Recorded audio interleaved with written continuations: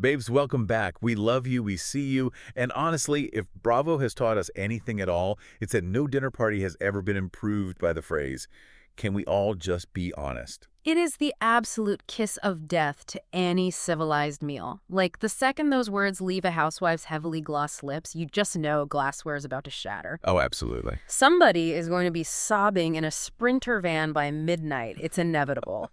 But if you are sitting there listening to us right now, welcome back to the Snark Squad. Yes, you are our VIP, you are the third on the couch with us, and we have got giant orange spritzes on deck tonight. Because, I mean, Orange County's absolute unbridled delusion deserves a citrus-themed cocktail. Right. We are raising our glasses with you to surviving another week of life, paying our taxes, and, enduring yet another era of Vicky Dunbelson on our television screens. Cheers to that. I swear, just getting through a normal work week feels like an Olympic sport lately. It really does. But having this citrus spritz and catching up with you is like, it's the gold medal at the finish line. Okay, so before we even touch the absolute psychological warfare that was this week's Orange County mess, we had to do our check-in. Always. And this week, we are leaning fully into the delusion. The theme is, if money wasn't real. Oh, I am completely ready for this. We are taking the financial limitations entirely off the table. The budget does not exist. Zero limits. We are operating on Dubrow-level phantom wealth. Exactly. If money simply didn't exist, if you were swiping a black card that literally had no limit, what does your ridiculously extravagant weekend look like? Like, let's start with the real estate. Okay, the compound. Yeah. Where are we living and what is the emotional vibe? Because for me, I want something deeply historic and moody. Oh, God, here we go. No, listen. I'm talking a French chateau in the Loire Valley, or like a crumbling but meticulously restored Tuscan villa.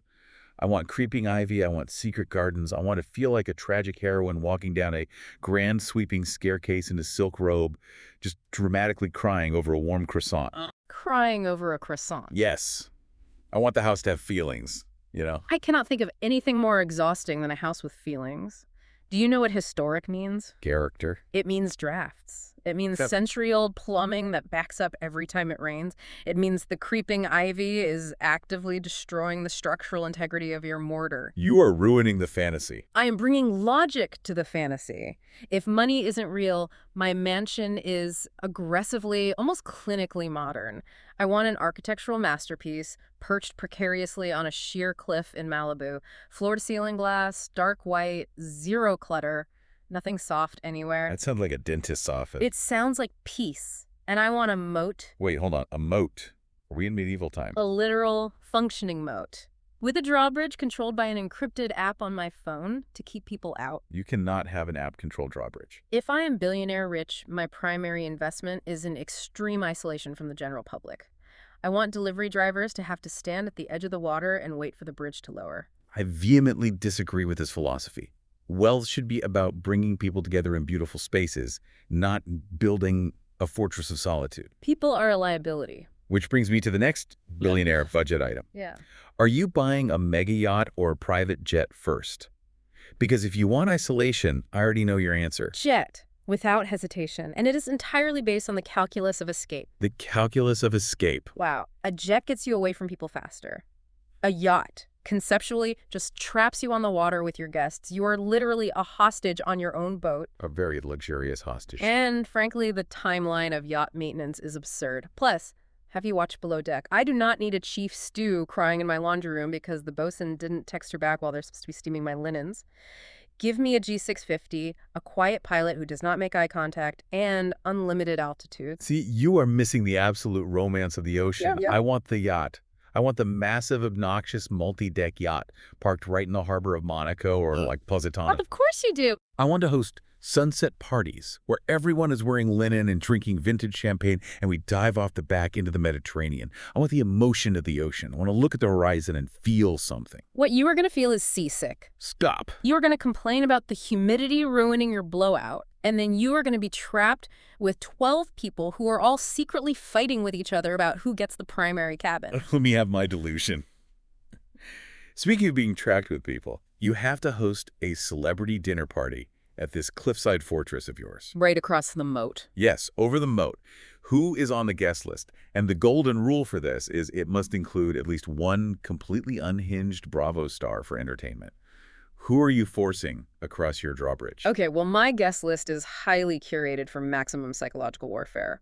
I want to study human confusion in real time. Oh, no. I'm inviting Martha Stewart, Snoop Dogg, Larry David, and Kelly and Benjamin from Scary Island. No. That is cruel and unusual punishment for Larry David. Think about the mechanics of that conversation. I just want to sit back, say absolutely nothing, and watch Larry David try to process Kelly Benjamin explaining how she runs in traffic. He would literally just leave. I want to see Martha Stewart's eye twitch as she critiques Kelly's gummy bear and jelly bean diet. It would be an absolute masterclass in miscommunication. I wouldn't even participate. I just observe, take notes, and analyze the total breakdown of social norms. You are a scientist studying rats in a maze. Exactly. So who is at your emotional, drafty chateau? My dinner party is going to be so beautiful and chaotic, but like filled with actual joy. Yeah. Okay, I'm inviting Adele, Pedro Pascal, Dolly Parton, and Sonja Morgan. Sonja is going to try to sleep with Pedro Pascal before the appetizers are even cleared from the table. That is exactly why she's invited. Are you kidding? Adele will be cackling her signature laugh. Dolly will be trying to politely redirect the conversation to Southern cooking and grace. And Sonja will be losing a tooth and a lobster tail while pitching her toaster oven to Pedro. It's a lawsuit waiting to happen. It'll be pure magic. Okay. Okay, next. Are you hiring a full-time private chef, or are you just ordering outrageously expensive takeout every day? Oh, I am absolutely hiring a private chef, but only so I can be incredibly petty about the power dynamic. Obviously. I want a Michelin-starred chef whose sole job is to make me elevated versions of trash food. I want a deconstructed Hot Pocket made with A5 Wagyu beef and truffle foam at 2 in the morning, and I want them to hand it to me in total silence. I completely reject that. Like, I love the idea of a chef, but my empathy would absolutely ruin the experience. I would feel so guilty making them cook for me all the time. Why? You're paying them. I know, but I'd be walking into the kitchen like, no, please, go rest, sit down, watch some TV. I'll just Postmates Nobu. Don't worry about me. I would literally be paying a private chef $1 million a year to sit on my couch while I order delivery sushi. I just can't be that demanding. Which is exactly why you would be a terrible billionaire. You have to lean into the villainy. Yes, so. Which brings us to the final question. What is the pettiest luxury purchase you would make just because you had unlimited funds and zero moral compass? Oh, this is so easy, and I have thought about it deeply. Let's hear it. I would buy the house directly next door to my toxic ex. I would demolish it entirely, and I would build a state-of-the-art open-air sanctuary for rescued, extremely loud parrots. Parrots? Just a massive, beautifully designed aviary full of screeching macaws and cockatoos. I'm healing the animals, providing them a beautiful life, while completely ruining his peace and his property value.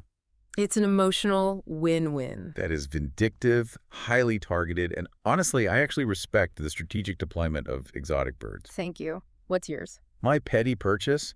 I would buy the licensing rights to every single song that plays overhead in grocery stores. You know, those awful adult contemporary tracks that just haunt the aisles. Oh my gosh. And I would legally mandate that they are replaced exclusively with Gregorian chanting. Just to completely disorient the public while they're trying to choose between oat milk and almond milk, I want people questioning their reality in the dairy aisle.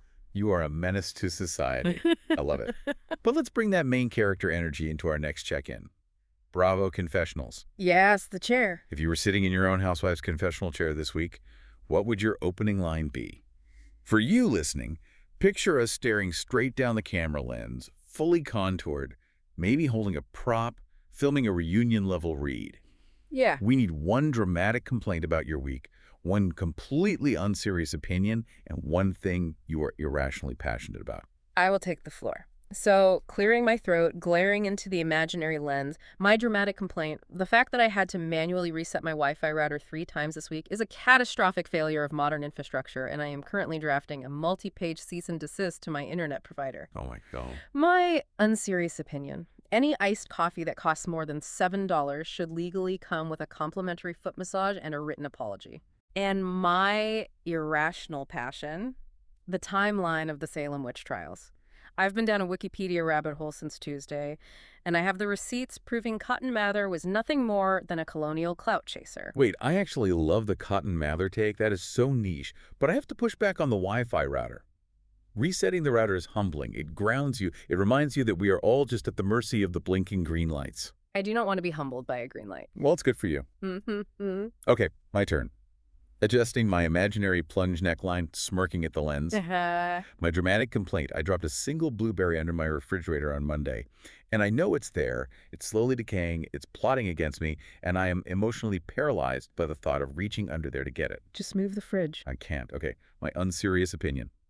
People who back into parking spaces are just showing off their spatial awareness, and it is inherently hostile behavior. We all hate you. Oh, okay. And my irrational passion. Videos of ducks eating peas out of bowls of water. I have cried watching them 4 times this week. They're just so happy and pure. Your emotional baseline is absolutely fascinating to me. A decaying blueberry is your villain, and ducks eating peas is your salvation. It's a very volatile inner life. It's called range.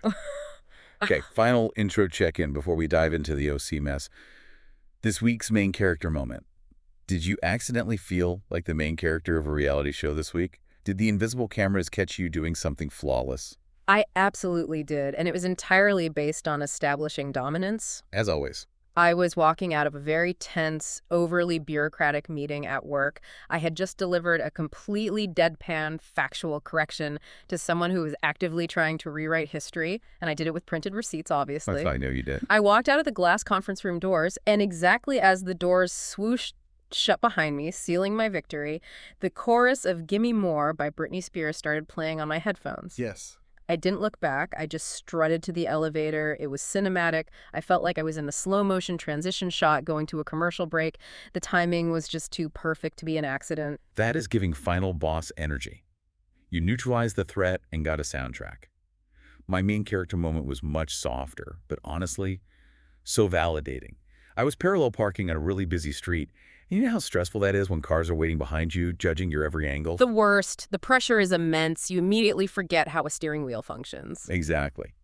But the Bravo gods were with me. I whipped the car into the spot in one fluid, aggressive, perfect motion. Just a single swoop parallel park. 0 adjustments.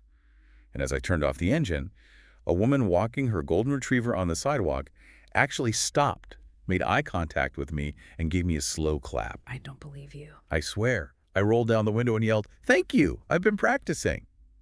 I felt like I was starring in an indie movie about a quirky girl who finally gets her life together.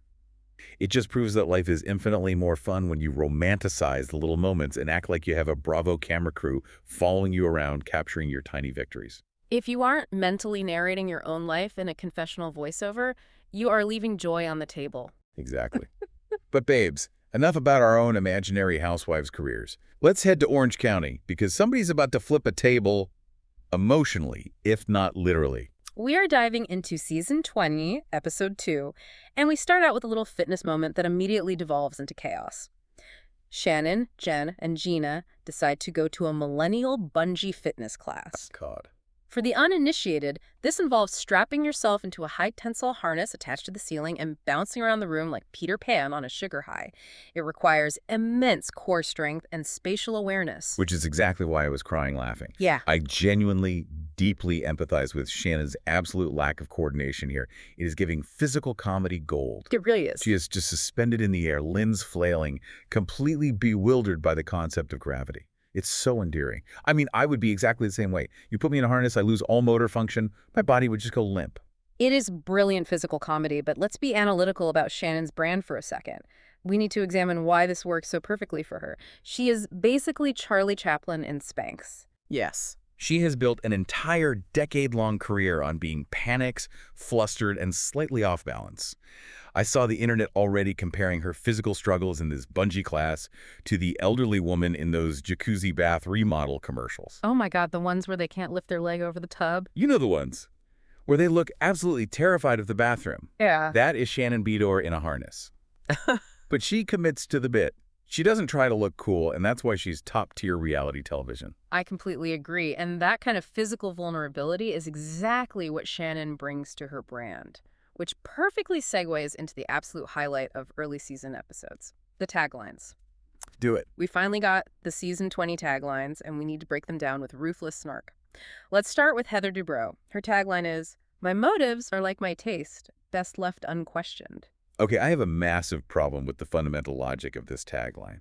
I need to take out my red pen and grade this like a freshman philosophy paper. You would. If your motives are bad, shouldn't we absolutely question them? Equating motives to taste doesn't make any structural sense. Elizabeth Holmes couldn't use this defense at her fraud trial. Your Honor, my motives are like my black turtlenecks, best left unquestioned. Oh my gosh, Elizabeth Holmes. It sounds arrogant, but logically it's a massive red flag. If you don't want your motives questioned on a reality show, you are fundamentally on the wrong network. The entire premise of the show is questioning each other's motives. Hold on. I completely disagree with your read here. You are looking at it too literally. It's not about logic. It's about establishing a hierarchy. Yeah. It's very let them eat cake. It's very let them eat bad grammar. No, Heather is saying she is above the fray. She is above the petty squabbles of Orange County. She's saying, I have superior taste, and my reasons for doing things are too complex for you to understand, so don't even try. It's incredibly arrogant, yes, but it is flawless branding for fancy pants. I suppose it tracks with her superiority complex, but it still feels clunky. Let's look at Shannon's. How do I hold it all together? Resilience and shapewear. Now that is how you write a tagline. A perfect 10 out of 10. No notes. It's so self-deprecating. It acknowledges her constant state of emotional collapse. It nods to everything she's been through in the press lately, and it shouts out her beloved Spanx. It's authentic, honest Shannon. You can picture her panicked face delivering it. But then we get to Jen. Jen's tagline is, "The trust speaks volumes, and I'm about to turn it up." I have to rip this apart. It's so bad. How do you turn up trust? What is the mechanism there? Trust isn't a volume knob. Trust isn't a bass drop at an EDM festival. Shouldn't trust be quiet, reliable, and consistent? Exactly. The syntax is completely broken, the metaphor is deeply flawed, and it means absolutely nothing. It sounds like a bad slogan for a regional bank. It really is a word salad. I feel so bad for her because it's like she tried to combine 3 different producer-fed catchphrases into one sentence, and she just couldn't land the plane. Then we have Emily. My body may be new, but my mouth is the same as always. Right. Okay, we have to acknowledge her weight loss. She looks incredible, and she's clearly feeling herself. But the mouth is the same as always. Yeah, that absolutely checks out. She has a real tendency to say out-of-pocket things. Like, she keeps inappropriately using TikTok slang in regular conversation. She actually used the word unaliving on camera this episode. Which is infuriating and requires a complete sociological breakdown. We are on Bravo. We were on premium cable television, not a demonetized YouTube channel or a TikTok live. You can say the actual words. You literally can just say dead. Using algorithm-friendly censorship slang in real life just proves you spend entirely too much time on the internet. It takes the viewer right out of the reality of the show. It's performative youth culture, and it fails miserably. It is super jarring. You aren't avoiding a shadow ban, Emily. You're at a luncheon. Then we have our newbie, Carmella. Her tagline, I'm the center of attention and a centerfold. This is a tragedy of wasted potential. Oh, for sure. It sounds like a Bravo intern who hasn't slept in 3 days gave her a list of 20 options on a legal pad, and she blindly pointed to the absolute weakest pun on the list. Centerfold, center of attention, groundbreaking. The delivery was lifeless. She's giving us so much deep, fascinating lore in her actual scenes, and this is the tagline we get. It tells me nothing about who she is now. It's a bummer. I won't defend it. But let's look at Tamra. She went with a classic, I am still the hottest housewife, and that's my opinion. It's a direct callback to season 9. I love the nostalgia of it. It brings me right back to the golden era of Orange County when she screamed that at the reunion. It's camp. See, I analyze this completely differently. It feels like she's resting on her past laurels instead of bringing new energy. When you have to recycle a catchphrase from a decade ago, it tells me your current storyline is lacking. Oh, come on. It says, remember when I was iconic, instead of I am currently iconic. It's a bit tired. It's a sequel that nobody asked for. You are being so harsh. Sometimes you have to play the hits for the fans. And finally, we have Vicky. Wives come and go, but legends, we whoop it up forever. Is it clunky? Yes. Are the syllables a syntactical nightmare? Yes. Is it deeply, profoundly authentic to the OG of the OC? Also yes. It is exactly the kind of run-on sentence Vicky would demand to read in the booth. It really is. It's giving insurance mogul who doesn't understand commas. But moving from the taglines, we have to talk about the shiny new plaything that producers have dropped into this viper pit. We need to unpack Carmella's lore and Vicky's immediate reign of terror against her. If you haven't been paying attention to Carmela Garcia's deep backstory, you need to pull out a notebook and draw a timeline, because this woman has lived 9 lives. She is a walking time capsule of early 2000s pop culture. I am absolutely spiraling over her history. Yeah. We're talking 2003 Miss April, 2004 Playmate of the Year. She was living in the Playboy Mansion during the peak The Girls Next Door era. The cultural reset? I am romanticizing this history so hard. Think about the culture back then. The Playboy bunny tanning stickers, the juicy velour tracksuits, the clear stripper heels as day wear. And babes, the most devastating Hollywood gossip drop of the episode. She casually mentions she was almost with Leonardo DiCaprio when she was 20. But the clock struck midnight. She turned 20 and a half, and she literally aged out. It's the Leo curse in action. His corneas literally cannot process the image of a woman over the age of 25. The second she hit 20 and a half, she became invisible to him. Honestly, she dodged a bullet. Seriously. But while her past is fascinating Hollywood lore, her present is a giant, flapping red flag that I am obsessed with mapping out. Let's look at the current messy man drama she just casually laid on the table. It is a mess of epic proportions, like so messy. She is currently legally married to ex-NFL quarterback Jeff Garcia. They are not divorced. Why? Because they don't have a formal custody agreement for their 4 teenagers. The kids just bounce back and forth between her massive house in Corona Del Mar and his house in Rancho Santa Fe. And how did this marriage end? She caught him cheating via an iPad left out on Christmas. The Christmas iPad. I gasped. It is always the synced Apple devices that bring down an empire. iCloud is the #1 detective in America. But wait, it gets so much worse. The kicker, the absolute kicker that broke my analytical brain. She's currently dating a man named Danny. They've been together for years, and Danny also cheated on her. And how did Danny apologize? He bought her a massive new diamond ring. Which she is wearing. Yeah. Proudly. Yeah. While carrying a Christian Dior shopping bag to brunch. I mean, I love that she's getting the gifts. I love the material compensation for emotional damage, but it's psychologically what is happening here. I need to deeply push back on Carmella's life choices and the narrative she's spinning. Why is she staying with a boyfriend who continuously cheats, especially when she claims to have her own money? We're told she's a high-end real estate agent and developer. Right. If you have your own bag, you don't stay with a serial cheater just because he buys you a larger rock. It fundamentally changes the power dynamic. Is Danny just funding her life? Is the real estate a hobby to look busy on camera? Because the math of independent, successful businesswoman and stays with serial cheater for Dior bags is not mathing. It suggests a deep financial dependency. I don't think it's just financial. I think she's just used to chaos. When you've lived in the Playboy Mansion and dated NFL players, your baseline for a normal relationship is completely skewed. A cheating boyfriend is probably just a Tuesday for her. That's depressing. But you know who else smelled that chaos? Vicki Gunvalson. Vicki comes back and immediately initiates her territorial hazing ritual. She demands that Carmella bow down and kiss the ring of Queen Victoria. Vicki's territorial complex is a fascinating case study in reality TV psychology. You can trace this exact behavior back to how she treated Lizzie Rovsek or Megan King Edmonds or Bronwyn. Whenever a younger woman enters the pack, Vicki acts like an alpha primate defending a watering hole. She claims Carmella lacks authenticity and gives mumbo-jumbo answers. But Carmella completely refuses to play the game. She flat out says she isn't bowing to anyone. And I love that. Think about it. Carmella was literally trained in the WWE Diva Search and survived the psychological warfare for Hugh Hefner's mansion.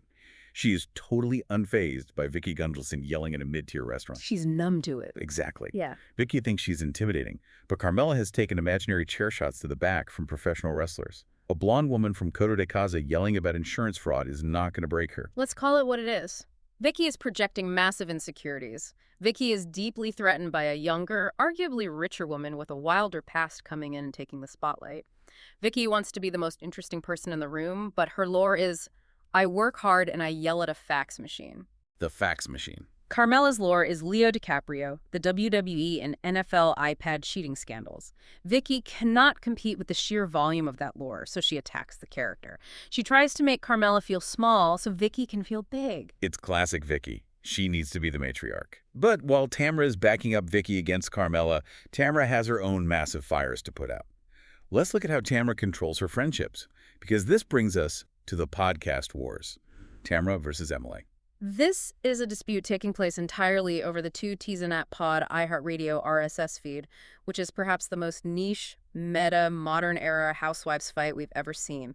Let's break down the timeline and the receipts because the economics of this feud explain everything about Tamra's personality.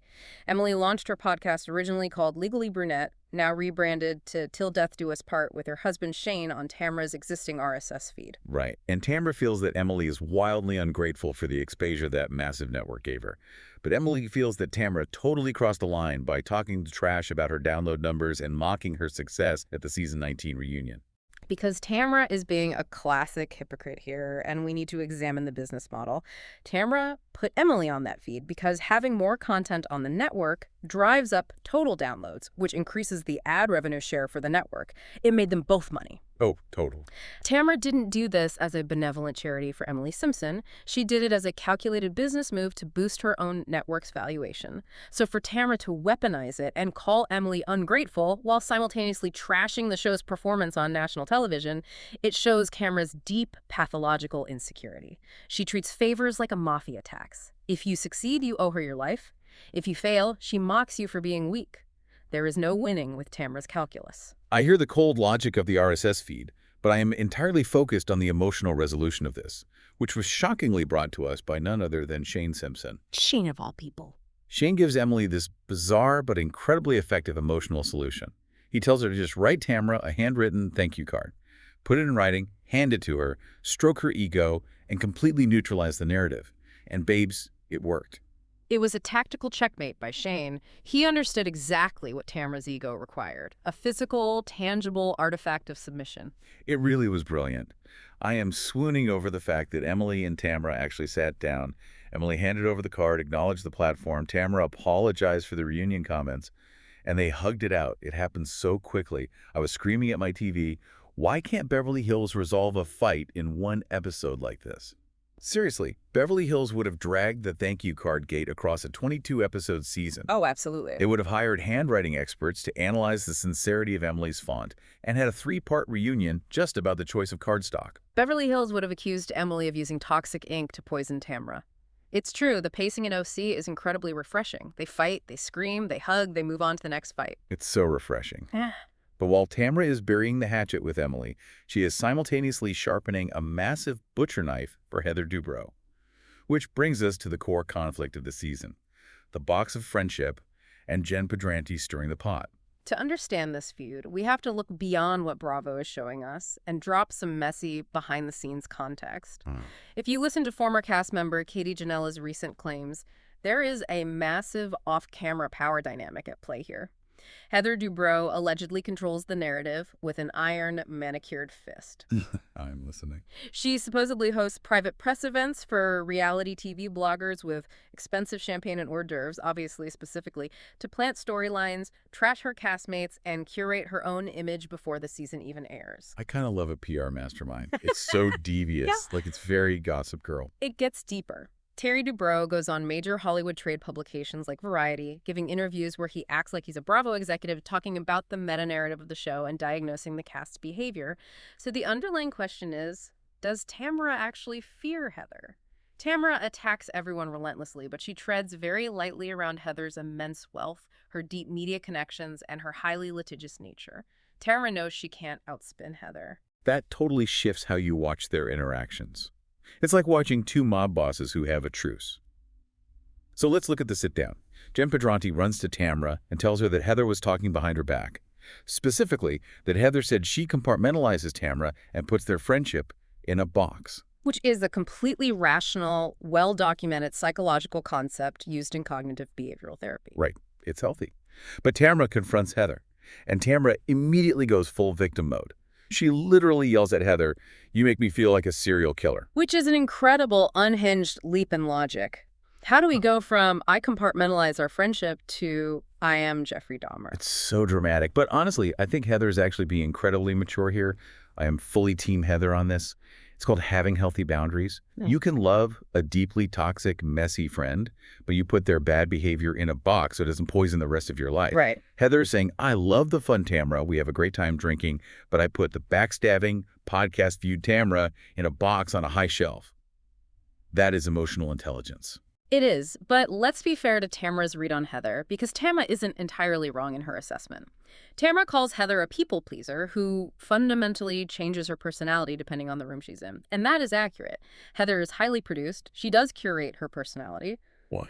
But Tamara isn't actually mad about the concept of the box. Tamara is furious because she realizes she doesn't control Heather. Tamara's usual tactic is to scream and cry until the other person submits to her reality. Heather doesn't submit. She just calmly reorganizes her mental boxes and refuses to absorb Tamara's emotional liability. It drives Tamara insane because her usual weapons don't work. It's like corporate PR crisis management versus a street fight. It's an unstoppable force meeting an immovable Botoxed object. And caught right in the middle, looking completely lost, is Jen. At the bingo party, Heather pulls Jen aside and systematically goes after her for twisting her words and baiting her into a fight with Tamara. Let's talk about Jen's absolute failure in producing herself. Jen is trying so hard to earn her orange this season. She knows Ryan is a liability. She knows she needs to secure her spot. So she's trying to play producer by carrying bones between Tamara and Heather. But here is the fatal flaw in her plan. Jen Pedranti is simply not smart enough to play chess against Heather Dubrow. She brought a coloring book to an AP calculus exam. Exactly. Heather instantly sees the play. She recognizes the bait, calls it out immediately, and dismantles Jen's entire strategy without ever raising her voice above a conversational hum. It was chilling. Jen is left stuttering, backpedaling, talking about just wanting transparency. It was an absolute massacre. Heather filleted her. It was hard to watch. Yeah. Jen looked like a deer in headlights. Yeah. But the best part is that this absolute verbal destruction happened at the most visually absurd location possible. We have to talk about Emily's 50th birthday party and the drag bingo brunch. Gina throws this brunch, and the theme is completely unhinged. Everyone must dress as an elderly woman, supposedly to make the 50-year-old birthday girl look hot by comparison. It is a fascinating sociological paradox. These are women who spend hundreds of thousands of dollars on injectables, lasers, and surgeries to fight aging, voluntarily putting on costumes to mock the very thing they are terrified of. The psychology of it is so twisted. But I am obsessed with a costume party, and the fashion reads here are essential, because everyone interpreted Old Lady differently. Picture this. Tamara Judge arrives wearing absolutely no pants. None. Just horrifying. She is wearing an adult diaper. A literal bulky Depends with a leopard print coat over it and carrying a cane. She committed to the bit so hard it wrapped around to being genuinely disturbing. It was aggressive physical comedy bordering on grotesque. Then we have Vicky, who showed up looking exactly like the grandmother from Mama's Family. The foam curlers tightly wound in her hair, the orthopedic slippers, pushing an actual metal walker with tennis balls on the feet. Gina was giving us early 90s dorky Zabornak from the Golden Girls. The shoulder pads were immense, the floral print was loud. And then there's Heather. Heather Dubrow wore a cheap, synthetic, shiny, shake-and-go Cruella de Vil wig, but she absolutely refused to put on anti-aging makeup. Of course not. She just had her perfect, flawless, tightly pulled face under a $20 party store wig. She fundamentally refuses to look ugly, even for a joke. Her vanity won't allow it. And Carmella barely tried at all. She just wore a slightly frumpy, oversized floral dress. It was a failure of commitment on her part. But the real issue at this party wasn't the absurd costumes. It was the tone deafness of Emily's toast. Emily raises a glass, clinks it, and shouts to the room, "I'm 50 and not fat." Oh, the absolute spiral I went on when she said that. I had to pause the TV. It was incredibly cringy and, frankly, deeply offensive. Let's look at the history here. Emily has built a huge part of her platform over the last few years on body positivity. She was the one preaching about accepting yourself at any size, fighting back against the toxic diet culture of Orange County. She was the relatable one. Now she loses a significant amount of weight, and her immediate knee-jerk reaction is to use fat as a negative metric for her self-worth. The Reddit backlash against her attitude this season is heavy, and this comment is exactly why. It shows a complete lack of grace and undoes years of goodwill she built with the audience. It made me so genuinely sad for all the viewers who looked up to her previous body positivity journey. Like when you make your brand about loving yourself, and then the second you get thin, you mock your old body. It's a huge misstep. It felt mean-spirited. But babes, the heavy mood quickly shifted back to pure, unadulterated chaos because Vicky Gunvalson takes the floor and reveals she randomly ran into her ex-husband, Don Gunvalson. And where did this mythical encounter take place? She just vaguely waves her hand and says, "In the desert." I joked that it sounds like Don lives in Mordor, wandering the ash plains of Middle-earth, just hiding from Vicky's love tank. The imagery is spectacular. Dawn just wandering the dunes. But the story gets so much better and so much worse. Vicky says she saw Don, walked right up to him, grabbed his face in her hands, and gave him this deep, sobbing, heartfelt apology for divorcing him, ruining their marriage, and destroying their family. Which on its own is a classic Vicky dramatic set piece. We've seen her cry about Don for a decade. But what is the context of this specific apology? The context is that her current boyfriend, Michael, was standing right next to them, awkwardly watching the entire thing happen. Imagine being Michael. You are holding a lukewarm iced tea in the middle of a desert resort, watching your girlfriend tenderly cup her ex-husband's face and passionately tell him that she ruined the greatest love of her life.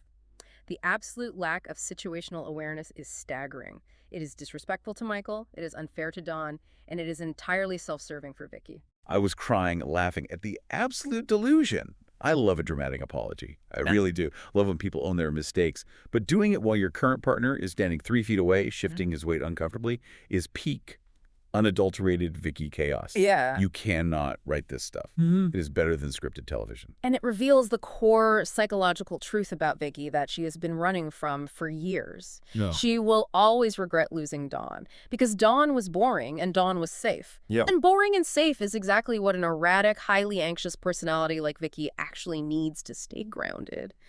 But she couldn't handle the peace. She equated safety with stagnation. She is addicted to the chaos, so she blew up her safe harbor for a scammer like Brooks, and now she's doomed to wander the desert, apologizing to Dawn in front of a rotating cast of new boyfriends. It's a Greek tragedy in sensible heels. It is poetry. Absolute poetry. She is the Sisyphus of Orange County, constantly pushing a casserole up a hill. Okay, we have unpacked every ounce of this episode, and now it is time for our final definitive segments. Let's start with segment 1, Orange of the Week. Who is the absolute MVP of this episode? Who carried the weight? I will go first, and I know you're going to fight me on this. My pick is the newbie, Carmella. That is a very bold choice considering she barely spoke at the bingo party. Defend it. I have to. She gave us the funniest, most absurd lore drop of the entire season so far.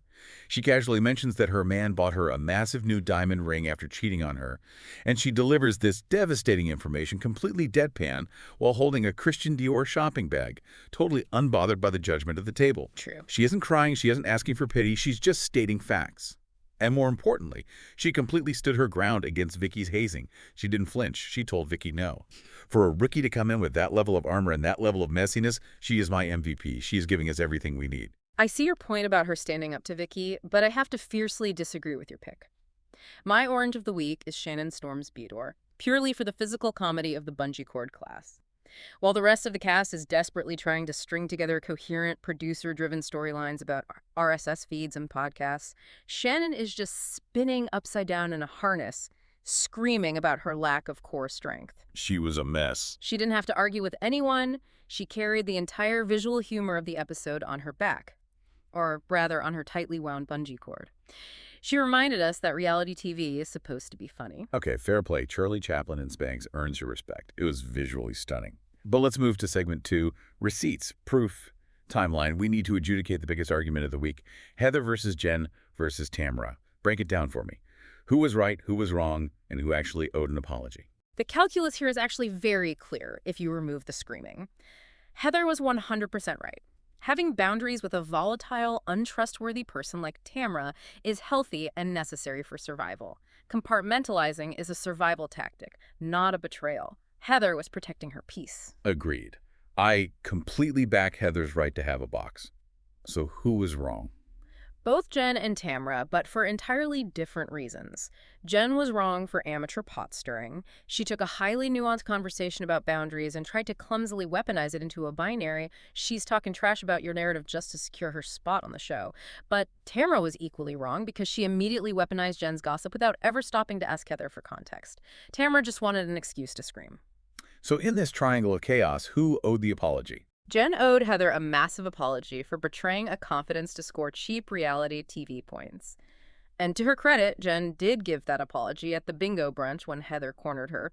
However, based on my deep analysis of her micro-expressions, her stuttering, and her immediate defensiveness, she didn't mean a single word of it. It was a tactical retreat because she was outmatched, not genuine remorse. A tactical retreat. I love that framing. She waved the white flag to survive. Okay, segment 3. Housewife Power Rankings. We are ranking the cast based on entertainment, drama, fashion, humor, and reunion potential. Who is sitting pretty in the top tier? Top tier is absolutely locked. It is Heather and Vicky. Heather is controlling the entire board right now from behind the scenes. She's the final boss everyone is trying to take down, and she is casually swatting them away like flies while drinking champs. Vicky is in the top tier because she is bringing pure, unadulterated, unhinged legacy energy. Always. Apologizing to your ex in the desert in front of your current boyfriend, that is first ballot Hall of Fame behavior. You can't teach that kind of delusion. It really is masterful. Moving to the mid-tier, I'm putting Carmella and Shannon.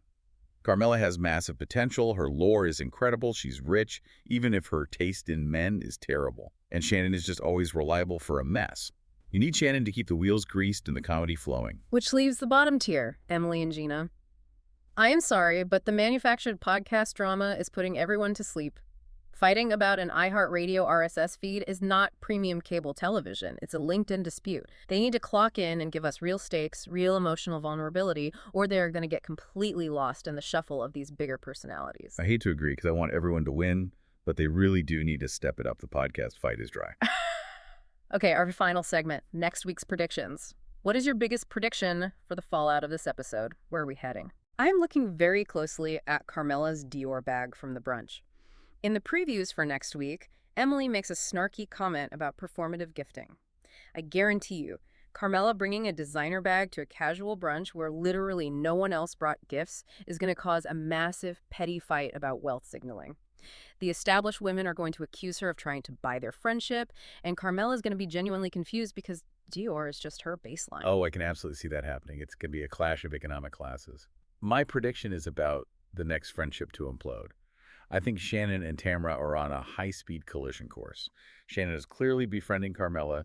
She likes her energy, and we already know that Vicky and, by extension, Tamra absolutely hate the new girl. Tamra is going to demand complete loyalty from Shannon. Shannon is going to refuse because she hates being told what to do, and it is going to get so ugly. That tracks perfectly with Tamra's history of isolating her friends. Now, give me your one completely chaotic theory that somehow feels possible. Give me your wildest speculation. Okay, hear me out. Carrie DeBro is going to insert himself into the Jen and Heather drama. They will be at some heavily catered, overly formal dinner party.